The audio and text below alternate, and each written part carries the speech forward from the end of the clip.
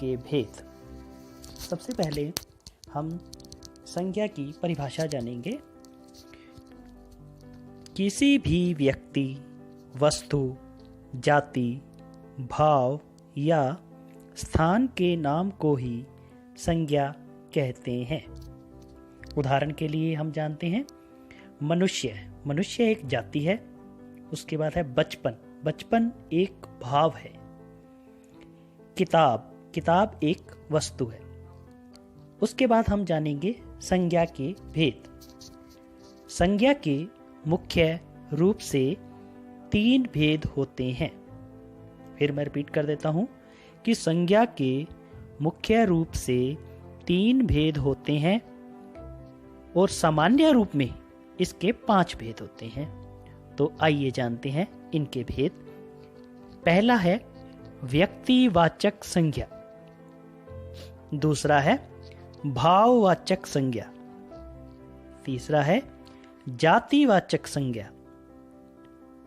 उसके बाद है सामान्य रूप से माने जाने वाले 2 भेद और वो है द्रव्यवाचक और समूहवाचक। समूहवाचक को ही समुदायवाचक संज्ञा भी कहते हैं। सबसे पहले हम व्यक्तिवाचक संज्ञा के बारे में जानेंगे। परिभाषा जानते हैं। जो शब्द केवल एक व्यक्ति, वस्तु या स्थान का बोध कराते हैं उन्हें हम व्यक्तिवाचक संज्ञा कहते हैं। जैसे भारत स्थान का नाम है, साइकिल एक वस्तु का नाम है, महात्मा गांधी एक व्यक्ति का नाम है। तो इस तरह व्यक्तिवाचक की पहचान है। फिर से मैं परिभाषा आपको बता दूं। जो शब्द केवल एक व्यक्ति, वस्तु या स्थान का बोध करवाए या नाम को ही हम व्यक्तिवाचक संज्ञा कहते हैं। उसके बाद हमारा दूसरा है जातिवाचक संज्ञा।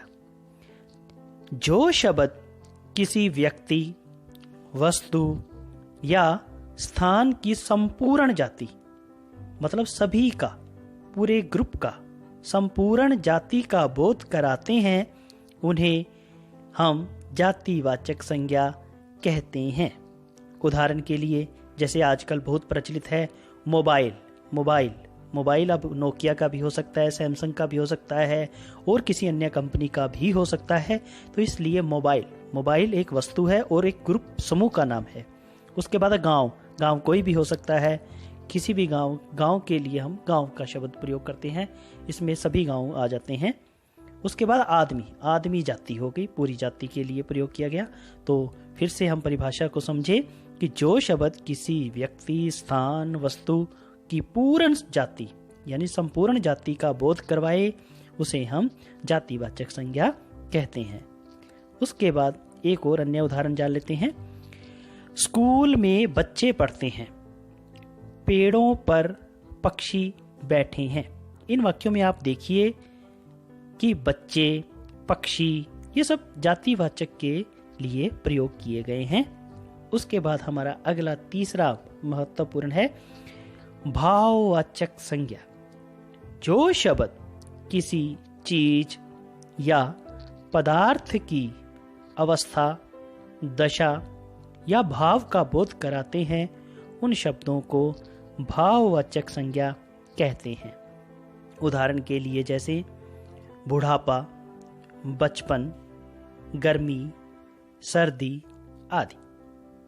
फिर से आप समझ लीजिए कि भाव वो हैं जो हम महसूस करते हैं।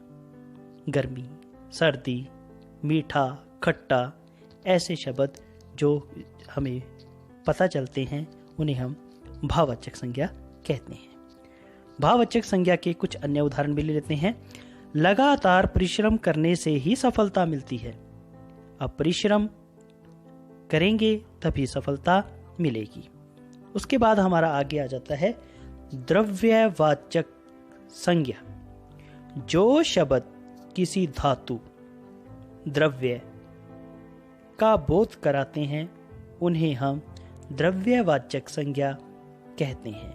जैसे कोयला, तेल, पानी आदि।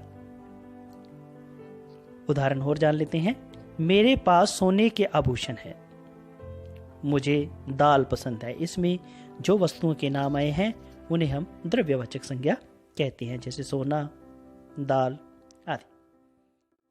आगे है समुदायवाचक संज्ञा।